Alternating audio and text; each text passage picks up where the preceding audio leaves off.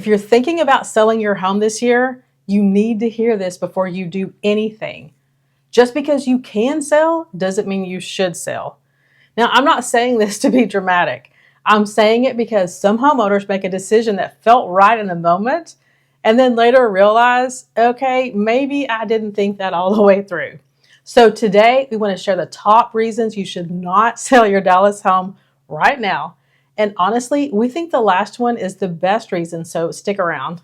I've sat at a lot of kitchen tables with homeowners that wanted to sell their home. Most people think that the meeting is going to be about price, timing, and how fast we can get it sold.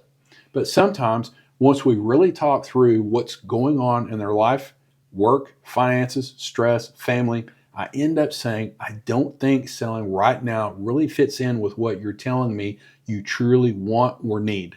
Not because we can't sell it, and not because the market is bad, but because when you step back and look at the bigger picture, selling doesn't really line up with their best interest. So let's start with the first one. And this is one that gets even very smart, successful people really sideways. You're making a fast decision based on emotion. Some selling conversations start during major life transitions. We see it after a death in the family, a serious health scare, after selling a business, or a huge personal shift that changes everything financially and emotionally. In those moments, everything can feel urgent. You're trying to regain control, you're trying to get grounded, reduce uncertainty, and you just want to do something. And that's where people tend to get in trouble. Not because they're being careless, but because they're making big decisions before they really slow down enough to think clearly. So a few years ago, we worked with a homeowner who had just gone through a major health scare. Around the same time, he sold a company that he'd built for years. Now, both of those things were incredibly stressful. And overnight, his family was in a completely different financial position. But emotionally, he was still in crisis mode. He wanted to hurry up and sell his house, not because the house something was wrong with it, but because he was just ready for a change, understandably, a new season. As we talked, it became clear that he wasn't actually sure what the next phase of his life looked like for him and his family. He was rushed and stressed and exhausted. So we told him, honestly, we don't think that now's the right time to make this decision. Give yourself some time. Selling wasn't wrong, but the timing would have been. Now, sometimes the smartest move is giving yourself some space to make a decision from clarity, not adrenaline. That leads us into the next reason not to sell right now. Not having a clear plan for what comes next. If you don't know where you're going, stop. Don't put a sign in the yard. It can create a lot of unwanted stress if you haven't looked at your options of where you want to go and what you want your life to look like after you sell. If you want to buy another home, have you done your actual research of numbers for the price, location, and amenities? Or if you think, well, I'll just rent until we figure it out. Have you looked at the rental choices and the cost of renting versus buying? Once a home is under contract, the clock starts ticking and can cause you to make rushed decisions that you may not be happy with later on. So don't sell unless you make sure of what comes next. Okay, this next one is a big one because sometimes the numbers themselves are telling you very clearly this is not the time to sell.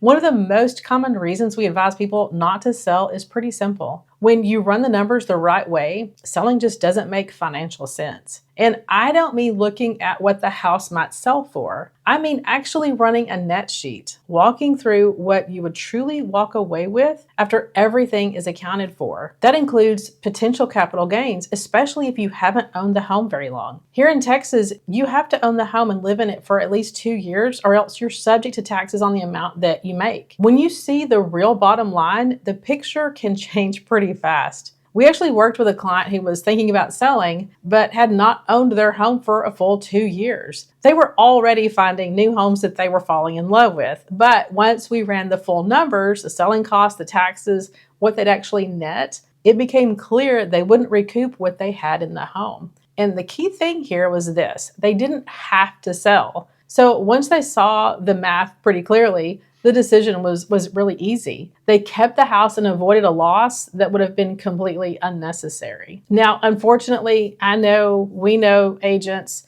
that don't run a net sheet for homeowners to clearly see an estimate of all their closing costs. And they typically have pretty upset clients after they get to the closing table and are surprised by how much money they made or didn't make. That's why running the numbers really does matter. It takes the emotion out of the driver's seat. And this next one is pretty common. If you don't have to sell, if it's more like, well, we're just curious, or we'll move if we get a certain number, then do not move forward. Because here's what happens when expectations do not match the current market. The home sits, buyer starts wondering, what's wrong with it? And even if there's nothing wrong with it, the house will pick up a stigma. Then you decide later, okay, we really want to sell or need to sell, and it usually is a lot harder. And sometimes when you end up chasing the market down, and eventually you can sell for less than you would have if you'd waited and launched with the right strategy. So the point here isn't never list, it's don't casually list at a price or condition the current market will not bear.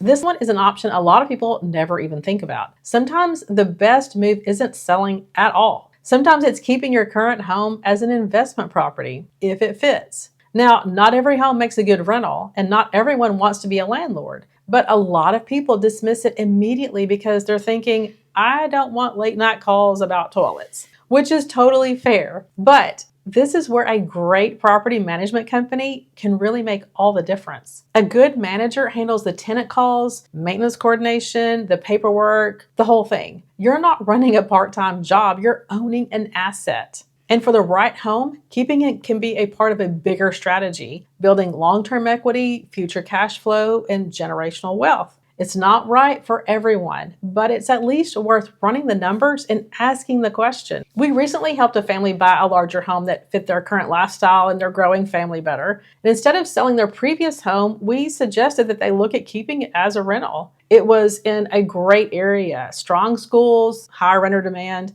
and the numbers worked. It cash flowed, and it would give them a long-term asset instead of just giving it up. Not every home is a good rental, but some absolutely are, and it's definitely worth considering before you consider selling. So after walking through all the reasons it may not make sense to sell right now, it's important to talk about when selling is the right move. Selling makes sense when you're not making a decision from fear, uncertainty, or urgency. You're not reacting to a tough season or forcing change because everything feels overwhelming. You've had time to think it through, and the move still makes sense. Selling makes sense when you clearly thought through what life looks like after the move, and the move solves a real problem. Maybe you truly need more space for your family. Maybe your home layout no longer works. Maybe you want to be closer to your kids' schools, activities, or daily routines. Maybe the neighborhood or the environment isn't what you want for this stage of your life. You're not just moving for change, you're moving with a purpose and to create a new lifestyle. Selling also makes sense when buying and selling are planned together, not assumed.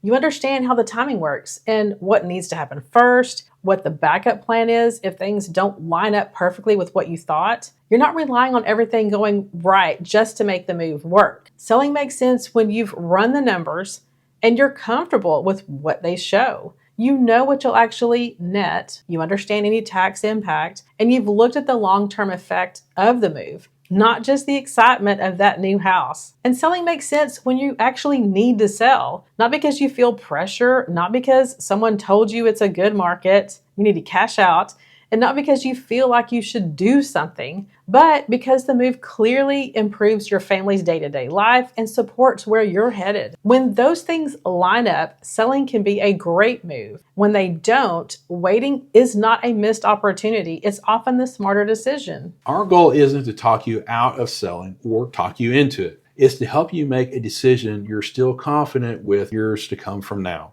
If you want to talk through your options, selling, staying, or other strategies, reach out. We've been guiding families for over 20 years here in the DFW suburbs. There's no pressure, just a conversation to help you with clarity and the right next move for you and your family. And if you are considering selling, watch the next video where we will walk you through the 10 things you should not have in your home when you sell, because those mistakes can cost you some real money. So we'll see you over there.